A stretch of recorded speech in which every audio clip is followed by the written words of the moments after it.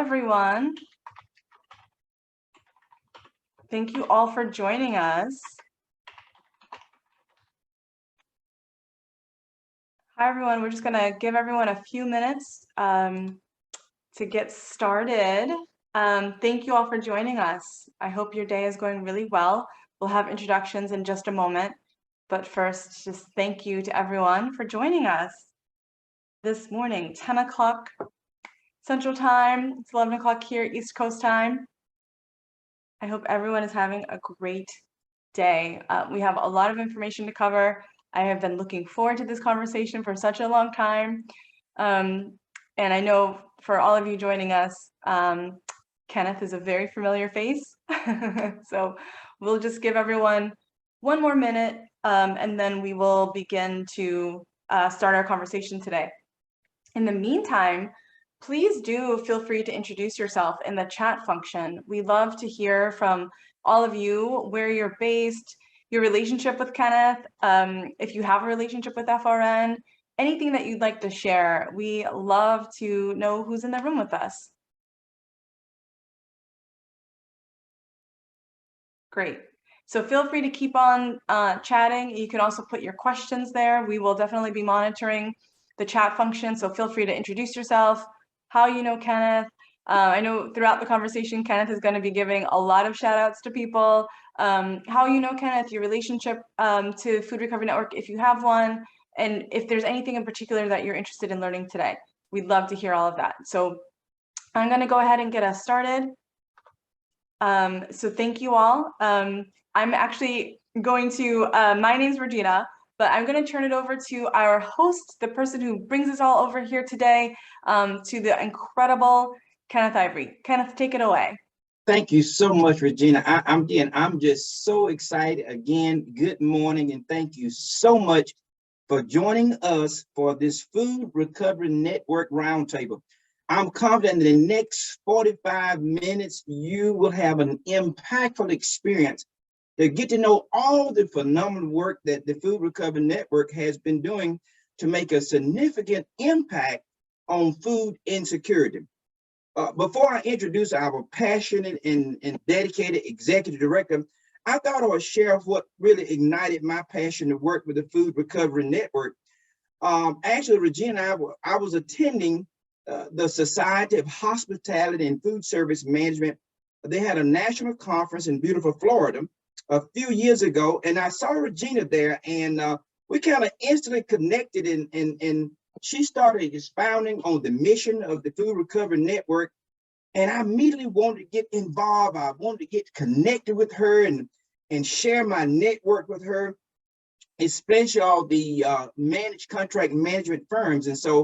And also my passion for being an advocate for food security goes way back, all the great work of my church back in Durham, North Carolina, St. James Baptist Church and Family Life Center.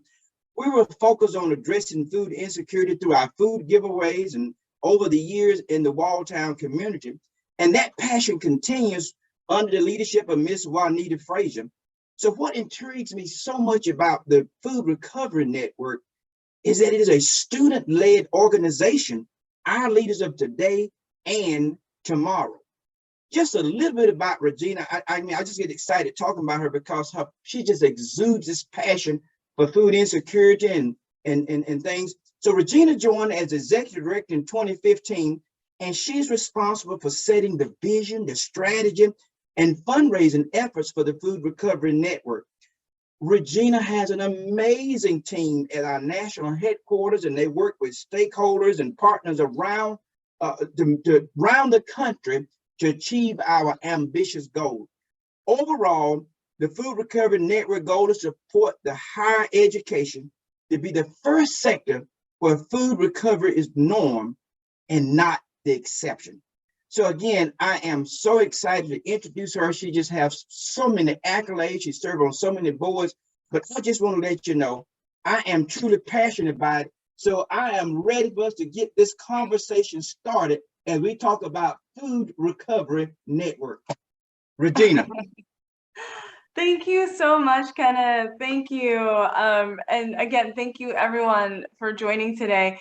I have to say, the respect and love is so mirrored back to Kenneth. As Kenneth mentioned, we've known each other for many years. We connected at the conference, and many of us have attended conferences, and you meet a few people where you're like, I really want to stay in touch with that person, and that's truly what happened with Kenneth and me. And way before Kenneth even joined the board of Food Recovery Network, he was in our corner. We would chat on the phone. Kenneth is always willing to make introductions to me, always willing to thought partner with me.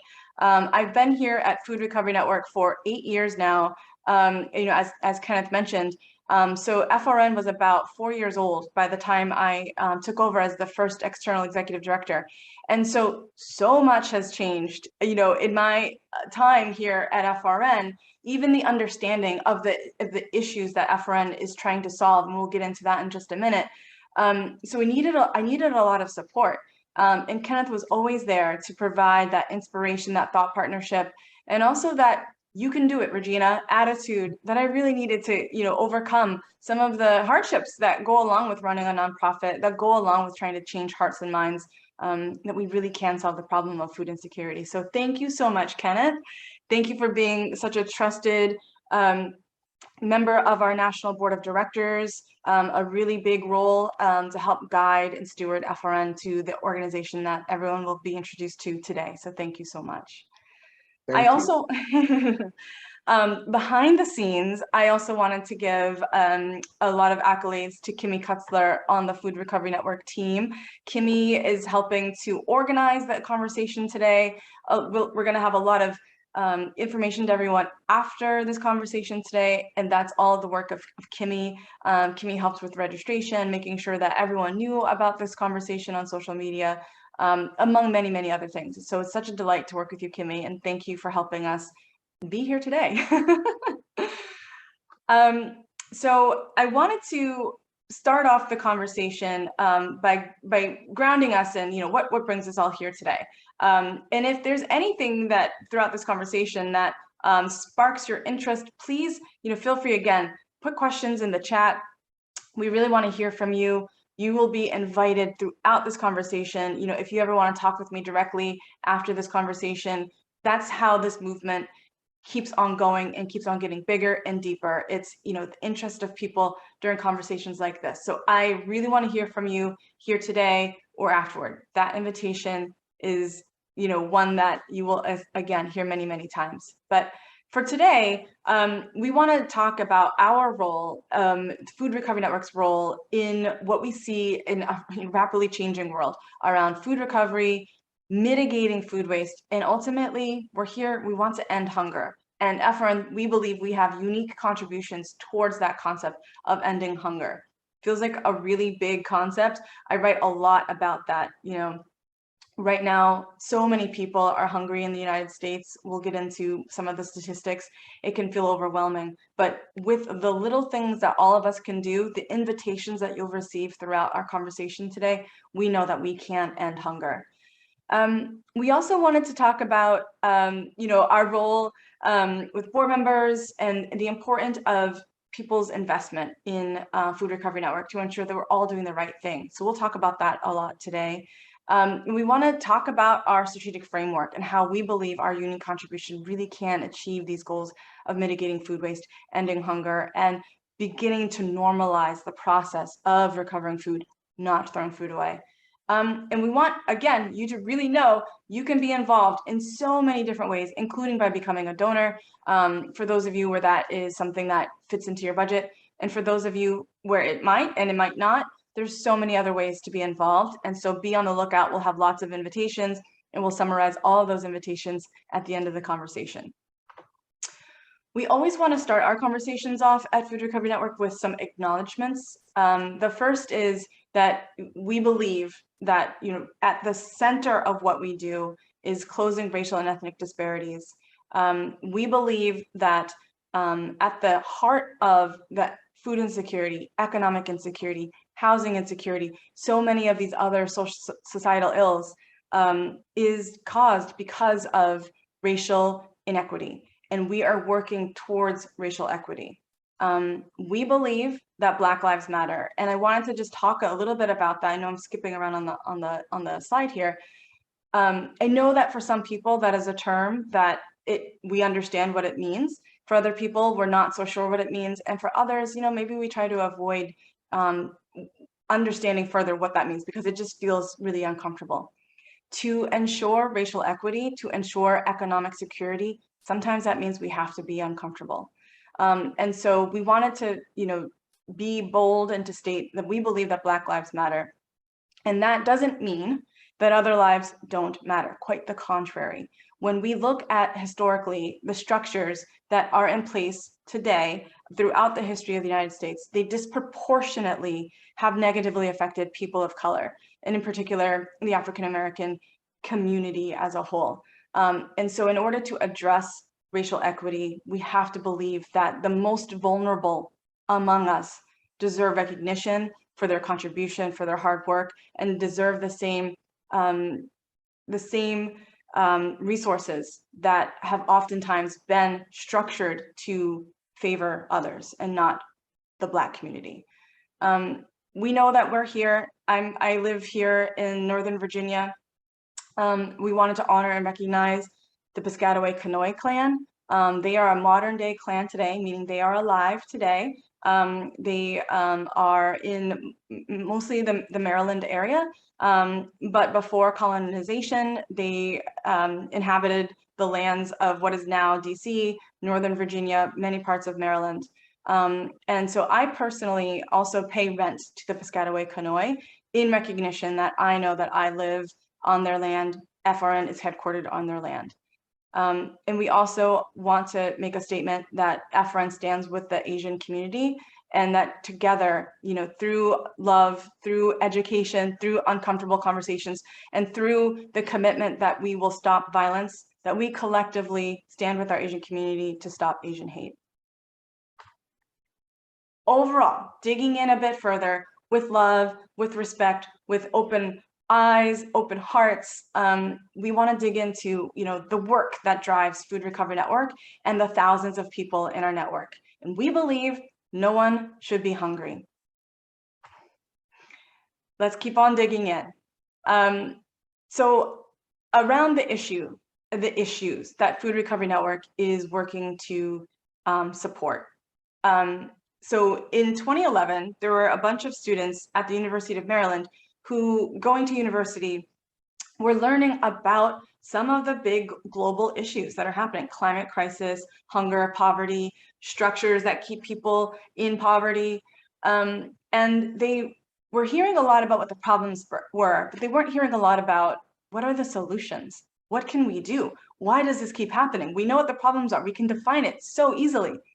How do we stop this? How do we stop literally this madness? And so also, while they were at university, they were being very active in their communities, on campus and off campus. So they were engaged in volunteering efforts in their community to help those that they knew were food insecure.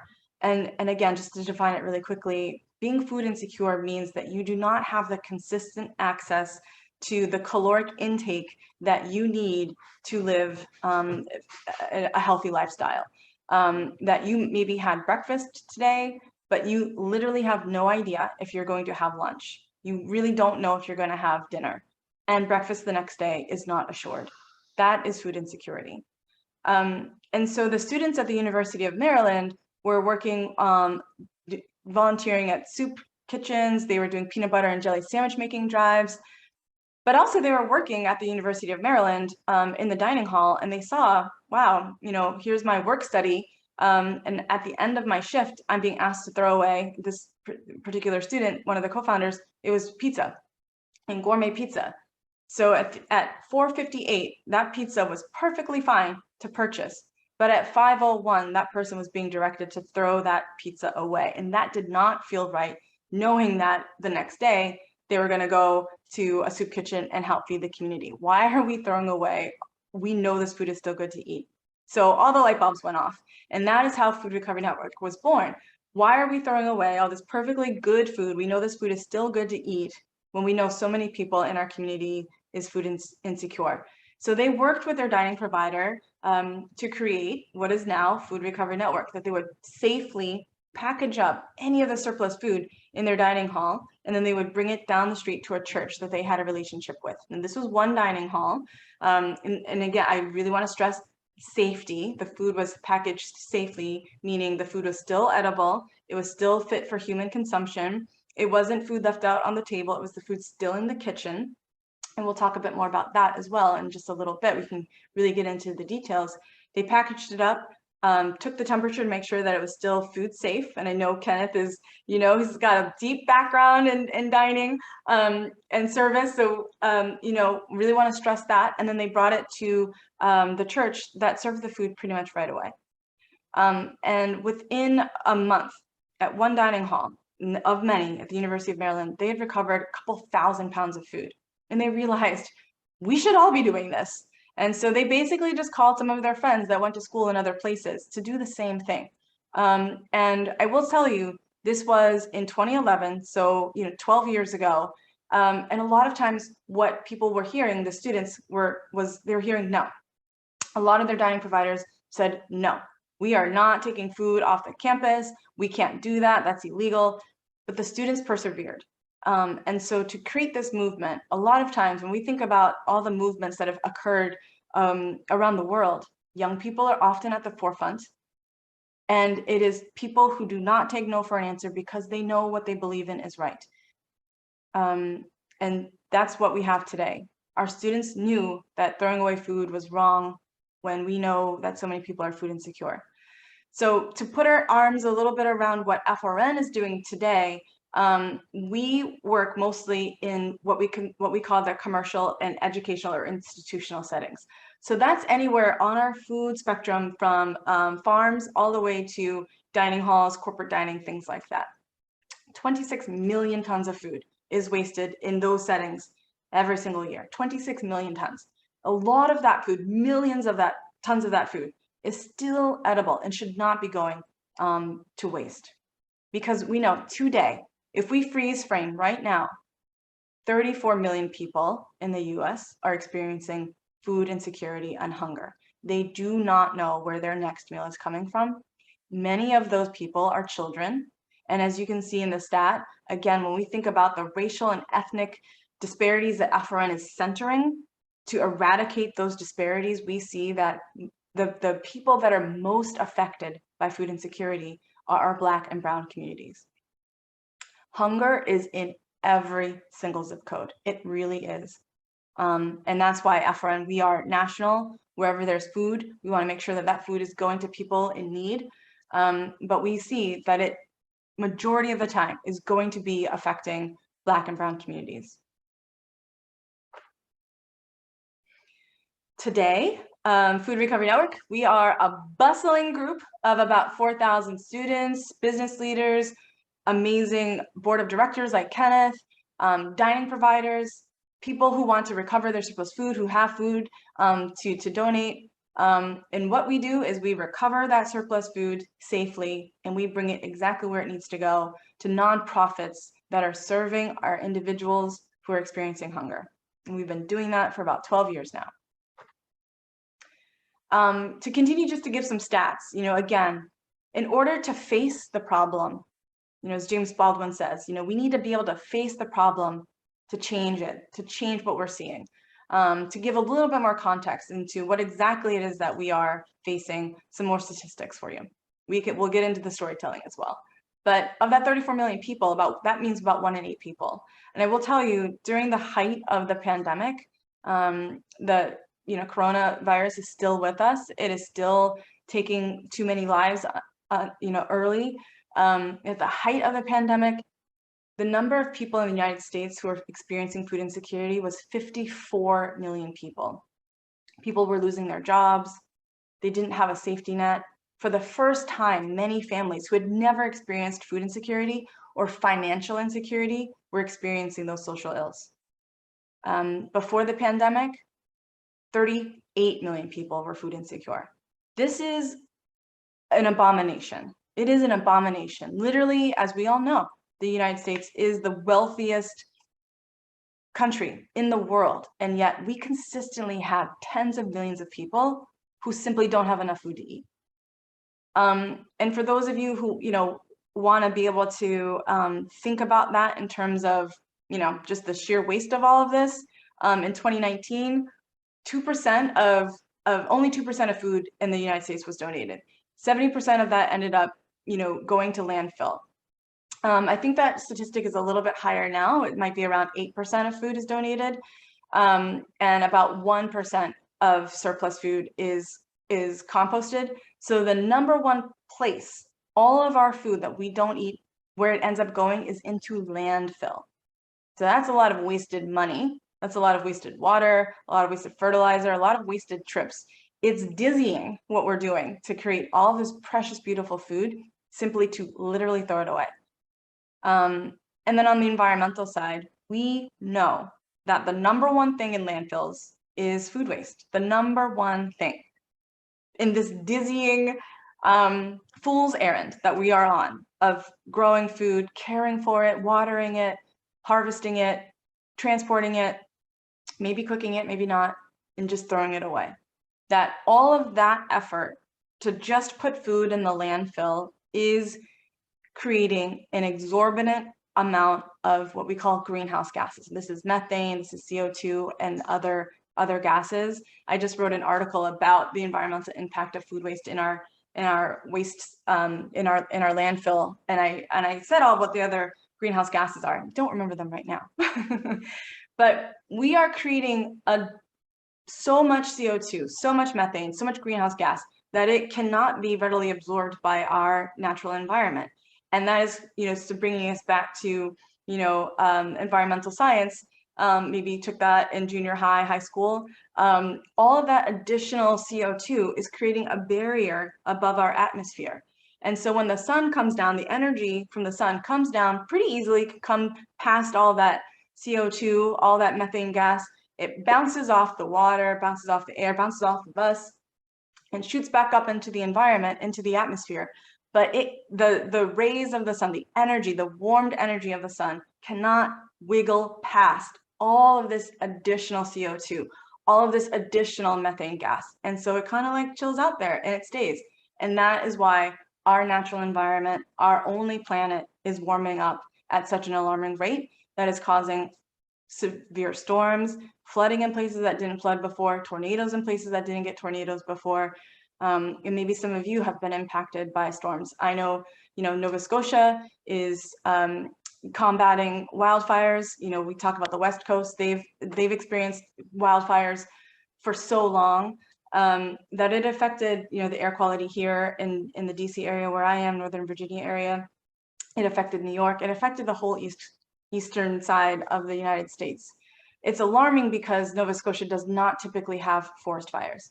It's alarming because you might have heard that in and amidst the forest fires that are happening is a Native Indigenous community. That creates very little CO2 impacts on this world.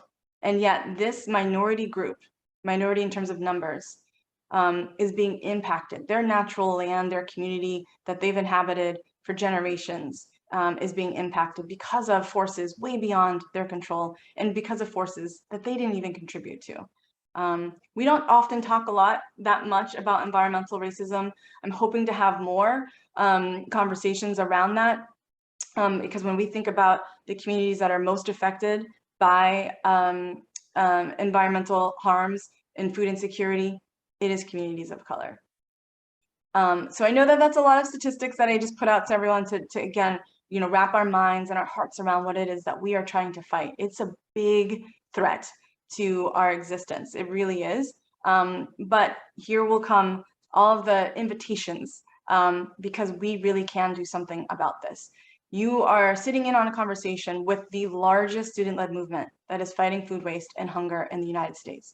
We've been doing this for a long time. We've been doing this with a lot of passion, and we can literally move tens of thousands of pounds of food in a number of hours. So tackling a couple 100 pounds of food after your corporate event, not a problem at all. We got this. And to continue, I really believe so strongly in FRN's ability to combat hunger. and to combat food waste. Today, 1 carload of food at a time, we've been able to recover and donate more than 12 million pounds of food. And that translates into about over 10 million meals donated to our neighbors who are experiencing food insecurity. We are preventing all that additional CO2, methane gas, all that additional greenhouse gases from being created in the first place when we make sure food goes into the tummies of people experiencing hunger and not into landfill. So I mentioned where there's about 4,000 of us. I hope that you consider yourself included. That's another invitation, that you are part of this movement of doing the right thing with our extra food. We also have about 193, actually it's closer to 200 now. I think we actually, by the end of the school year, will have hit 200 chapters who focus on recovering surplus food from their college campuses and their surrounding food businesses around them, and donating that locally to our over 330 hunger fighting nonprofits. So these are soup kitchens, these are homeless shelters, these are domestic violence shelters, after school programs. These are nonprofits on the front lines, helping our unhoused, helping women and their children, helping veterans, helping people who are unemployed and underemployed. That's where our food goes. And we love and appreciate what they do every single day. And what might be of interest to some of you listening in, we work with businesses, so not just higher ed, and in fact, we work with everybody. Historically, it's been higher ed, and we want to keep getting higher ed to do the right thing with their food. We are a student-led movement, but we do work with others. We work with food businesses, we work with events, and we do that through a program called Food Recovery Verified. So right now we have about 105 businesses that we work with. So truly, we have seen it all in terms of recovering food. We've been in all kinds of different places and locations, all different kinds of sizes, quantity, amount of food that needs to be recovered. So please know that if you are interested in stopping that dizzying cycle of wasting food and instead recovering that food, FRN is right by your side. A quick timeline, as I mentioned, 2011 is when we became a national nonprofit, and we have just been going so quickly and establishing so quickly that by 2015, we were able to get to over 100 campuses nationwide. Today, as I said, we're about 200, and that number, it changes from year to year. We are such a data-driven organization that when we say we have 200 chapters, that means we have 200 chapters that are actively working on food recovery or in advocacy. Uniquely, the higher ed chapters that we've had is much, much higher than that. But sometimes chapters have started, and over time they've gone fallow for a little while, sprung back up. Students graduate, they take summers abroad. But really, we've worked so hard on retaining all of our chapters that come through. So that's a big part of the work that I've done since I started at FRN in 2015. Again, when we think about the idea, the concept that no one should be hungry, when we think about FRN's unique contribution to that, we seek to recover food to feed everyone who's experiencing hunger in the United States. And we have to do that in partnership. So really quickly, here's our strategic framework on how we go about doing this, because again, this is very big work. And this is a part where if anybody has any questions, we have whole entire conversations dedicated to breaking down this framework and how we plan to recover surplus food to feed everyone who's hungry. But you can see our indicators, as I mentioned before. We work within the commercial institutional settings where that 26 million tons of food is that goes to waste every year. So that's one of our indicators. Our indicator is the fact that 34 million people are food insecure. We need those numbers to go down. The work that we have below here, the 3 strategies, that's how we will commit to making sure that those numbers go down. And the factors that we're working within is we want to mitigate food waste, we want to recover surplus food, and we want to fight climate change. And when we recover surplus food, we mitigate food waste. When we recover surplus food, we fight climate change. But we can't do it alone. You'll see our #1 strategy is powerful partnerships. It's so critical for us to work in partnership. Another of our strategies is to increase our impact, being authentically situated in the communities that are experiencing food insecurity the most. We don't tell them what they need. They tell us what they need. And from there, we can widen the flow of food access to these communities. But we have to work in commitment in partnership with these communities. And amplifying our voice, strategy number 3. Conversations like this. You might not know about Food Recovery Network, or you might have had a cursory understanding of who we are. You might have had a cursory understanding of what Kenneth does, as a board member to support our work. And so to get people involved, you have to know who we are. You have to know how we do our work, and you have to see yourself in that work, in your own ways, wherever it might be, where you live across the United States, because how food recovery works in New York City is very different than how it might work in Denver or in Tampa or in Irvine, California. And I've mentioned before the concept of, all of you listening in, if you have corporate dining, if you, Kenneth and I met at the Society for Hospitality and Food Managers, a big conference. They have a big annual conference for their members every year. A lot of food is involved in that. So Food Recovery Network, we work and support events, corporate dining, that Food Recovery Verified program. And so one of the things that we hear a lot from anybody, even if it's our dining managers on our higher ed settings, they say, well, we can't recover food. We can't donate food because of liability. We just can't do it. It's against the law. So a big piece, amplifying our voice around that is education, and that you actually can donate food. And in fact, in 1996, there was this Bill Emerson Good Samaritan law that said if you donate food in good faith to a nonprofit, you cannot be held liable. And how do you do that? How do you donate food in good faith? Well, you know that the food is still perfectly good to eat. You know that the place where you're bringing the food is going to actually, feed individuals experiencing food insecurity. If you donate food in good faith. Now, I always say to people, I cannot tell you that you're not going to get sued, because literally you can get sued for anything. But there has been no case law for the Bill Emerson Good Samaritan law. And a huge federal success.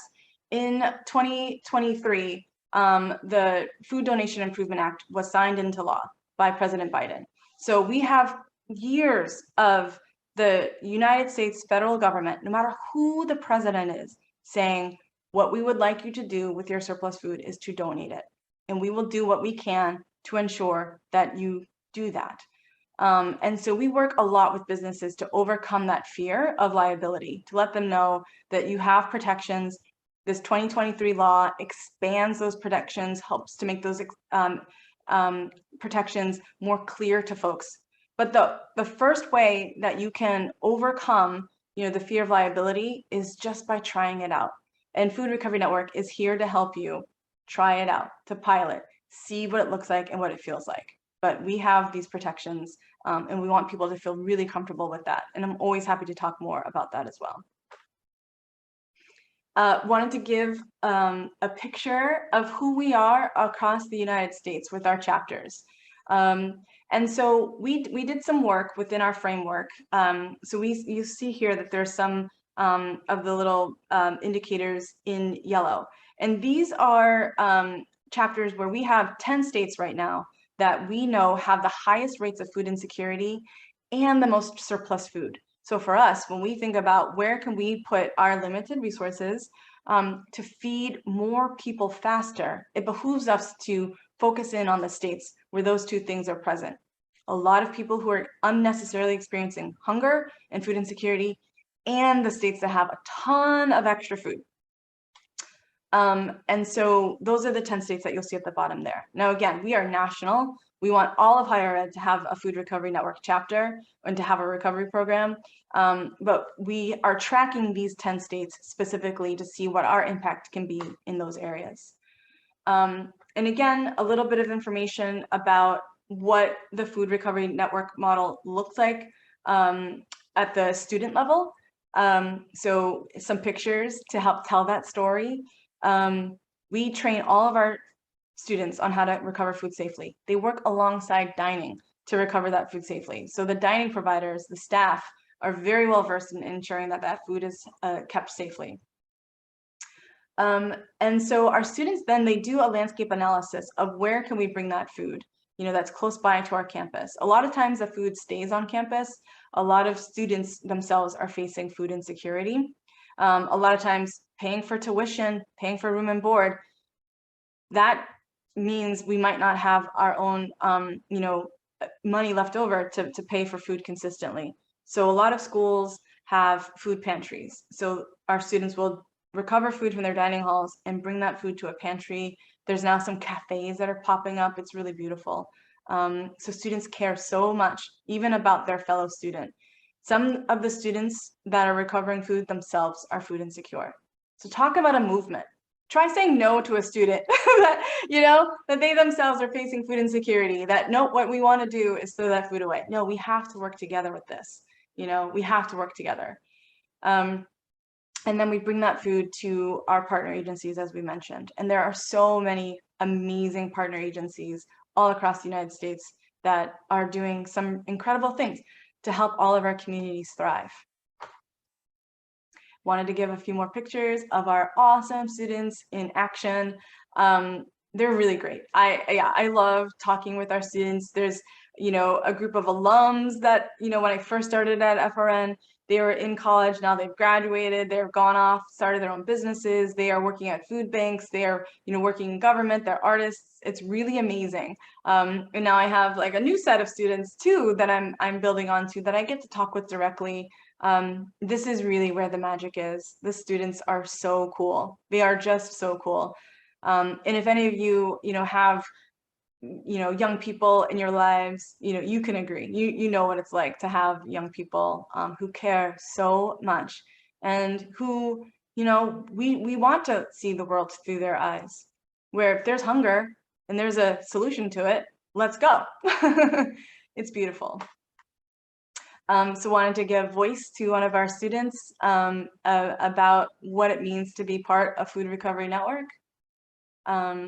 So again, we just came back from a big conference. It's called ReFed, and ReFed is a research organization, and they do a lot around food recovery and help provide a lot of the stats that we all have. And one of the panels that Cassie, our director of development, was on actually had some of our student alums on there, and they were able to speak to a whole room of quote unquote, adults. They themselves are adults too, about what it means to do food recovery. What does it look like and why it's so important? It was just a beautiful thing. And again, we always want to visualize where we can. As I mentioned, we work in the commercial and institutional setting. So here's where when we think about our food supply chain, so production, that's where food is grown. That's our beautiful farmers we love so much. They themselves are often on the margins of food insecurity, of economic insecurity. Processing, so there are companies, they're the ones that chop the carrots down into baby carrots. Now there's this thing called cauliflower rice. They take the cauliflower and chop it up. They're the ones that make pineapple rings, pineapple chunks, watermelon chunks, onions that are chopped up. Those are our processing areas. Then the distribution, those are the big trucks that bring the food to the supermarkets. Retail, when we go to the grocery stores, when we go to events that have food. And then consumption is, at the home level. We do talk a lot about food waste in our own homes, where actually the majority of food waste occurs. But for us, we concentrate a little bit more upstream, but food waste at the individual home, we have lots of resources on that as well. And then disposal. The number one place food is going that is not eaten is in landfill. And there's a lot of things that we can do to counteract that. I quickly wanted to give some insight into our really awesome partnership that we have in Atlanta. We've been there for about 2 years now, and we ran a whole host of pilots with the idea of what can we do specifically here to feed more people faster. And we came up with some really great pilots, but the one that really the community said, of the 4 different things that you tried, this is the one. Please keep doing this and do more of it. We had a pop-up farmers market at a school, an elementary school. We worked closely with local partners on the ground. Again, people who know their city and their area the best. The city of Atlanta, the mayor's office, some nonprofits there. And they said, try it at this particular school. We know that this school, the students there are experiencing food insecurity. We know that their parents love their kids deeply and are very involved. So parents are there a lot on the school. So we had a pop-up farmers market where all the food there was free for anybody to take. And it was a wild success. And I will say, I know that Kimmy is off camera right now, doing all of our tech support and answering your questions. Please make sure we give lots for Kimmy to do during this conversation. Kimmy was able to go to a bunch of these markets herself and saw, the little ones coming up, so happy to have the broccoli, to have the peppers, to have the cucumbers. And so we were just really excited, and we're going to continue this work in Atlanta. We're hoping to replicate this. So keep that in mind as well. We're looking for a couple of new locations. So that's what I'm doing all this upcoming year. I'm scouting for a couple new places where we can replicate this wildly successful pop-up market. We were able to put money back into the community. So money back into the pockets of the farmers, volunteer hours back into the community. Because one of the ways that we can solve for economic security is real money in people's pockets. And here's more pictures from our farmers market. There's Kimmy again off camera, but you can see Kimmy in the center down below. I think those are green beans that Kimmy has in the bag there, surrounded by some potatoes. It was just a beautiful, beautiful event. I think on average, families would come away with about 23 pounds of produce whenever they would come to the market. And we ran a lot of these markets. And all of this food right here is food that would have been thrown away or tilled back under by the farmer because there wasn't a customer for it. And we said, we will buy that food and we know exactly where we can bring it. So this ability to do this was funded by some of our corporate partners. So thank you so much to them. It's not, even though we're a volunteer driven organization, it costs money to transport the food, to, put together a pop-up market. So those dollars to help us do that work was really important. And I talked about Food Recovery Verified. And so just wanted to give more information about that. If anyone is interested, you might be part of an organization that has an annual conference. Be curious, right? Where does the surplus food go? If there's a meal during that conference, you might have a spouse, a partner, that they have a cafeteria at their office. Where does that food go? So we can support recovery programs outside of higher education. We do that a lot. We have over 105 consistent companies that we work with, and then we have a ton of events that we provide on the ground support. In particular, for the last 3 years, we've recovered food from this big tailgate party called the Players Tailgate Party. This year in February, the Super Bowl took place in Glendale, Arizona. And so we recovered from this huge tailgate party. It was hosted by Bobby Flay. And so you'll see, there's a picture of the FRN crew and our volunteers from the Northern Arizona University. They all got to meet Bobby. I didn't get to meet Bobby. I was running around somewhere else. So I'm so glad that they got this picture of proof. But in the years before, this big event had been hosted by Guy Ferretti. And so we partner with a Bullseye event group that hosts this big celebrity party. We bring in, wherever the Super Bowl is located, we try to bring in our alums. So again, Northern Arizona University leaders, they recover food like 5 times a week on their campus. So coming in, we recovered almost 3,000 pounds of food. They were so adroit at getting that food into the vans. We drove the vans off. We brought it to this incredible nonprofit. They had a little forklift. All the food was on pallets, and we were able to do that in just a matter of hours. But it was tons of food, literally a ton of food. that went directly into the Glendale, Arizona community. So it was just an awesome thing. So this 2024, the Super Bowl will be in Las Vegas.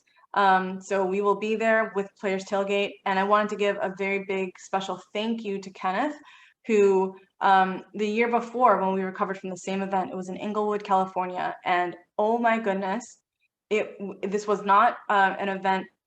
We knew we needed to be there because of the exposure. We needed to be able to tell our story, that if the Super Bowl can recover, because they recover in the actual stadiums as well. We don't do that, but food is recovered there. We needed to be able to tell that story because all eyes are on the Super Bowl, all eyes and ears.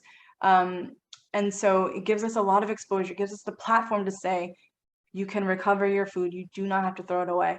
So when we were getting ready to do the Inglewood Super Bowl, goodness gracious, it was very expensive. It was not funded. We didn't have any additional support, but we knew we needed to be there. And Kenneth mobilized, and he was able to donate to us his hotel points and flight points to get the crew over to Inglewood, California. He really did save the day, and it's just a really creative way to help support Food Recovery Network. So we've been doing the Super Bowl Players Tailgate recovery for a number of years now. But Kenneth really helped with that particular one. I was nervous about what we were going to be able to do. So a big shout out to Kenneth. We do host these, for anyone who's interested, we host these power hours. And these are virtual ways to volunteer your time virtually by doing a little bit of research and helping Food Recovery Network locate farms that might be interested in donating their surplus produce. It is wildly fun. I will say I've sat in on many. It is wildly fun. And so we will have some more in the fall. So just something to keep in the back of your mind. We'll put out dates and times on our website, but we hope that you can all join us for some of those. And, you know, before I conclude and give some of these action steps, and I like to say action steps for busy people, I wanted to turn things back over to Kenneth. Again, thank you so much, Regina. And I know you guys like, wow, that's a lot to digest. No pun intended, but I told you it was going to be phenomenal. She had so much information to share about what Ephraim's doing and what they're making a significant impact. And so before she jump in to talk about some of the action steps, I just want to, again, I want to challenge you to really reach out to your network and your friends and your community, those that are watching it live now, and we will have this recorded as well, and we will post it on Ephraim website. But again, as we started out, you know, donation. Yeah, I mean, money makes it happen. We do a lot of things with money, but also there's other opportunities. When you say, well, you know what, I just don't have the money, we got it. So then we want you to look at your network and look at other foundations, because also we have an awesome team, as I shared previously. They do write grants. We do write grants. We are a 501c3, so we can apply for funding. So if you know someone that sits on the board of a particular family foundation that really their mission is to kind of help focus on, again, some of these issues, especially food insecurity, please contact our office. We'll reach out. We'll write a grant to get those funds. Also, as she shared with you, yes, when she called me about the Super Bowl, number one, I wish I could travel with them. But again, I start thinking out of the box, and that's what it takes to make it work. I said, you know what? I've been traveling for in my previous role and had accumulated all these hotel points and airline miles. And I said, I want our team to go out there and be successful.